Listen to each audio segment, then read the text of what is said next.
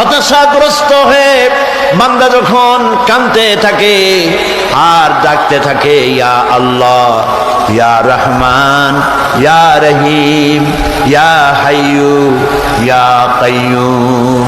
একটুখানি তাহাজ্জুদে ওঠেন, গভীর রাত্রে ঘরের সবাই যখন ঘুমানো, আপনি তখন উঠুন, উজু করে একা একই রুমের ভিতরে ঢুকে তাহাজ্জুদের নামাজ আদায় করে চোখ বন্ধ করে যদি ডাকতে থাকেন মধুর সুরে, ইয়া আল্লাহু, ইয়া রহমানু, ইয়া রহিমু, ইয়া হাইয়ু, ইয়া কাইয়ুম।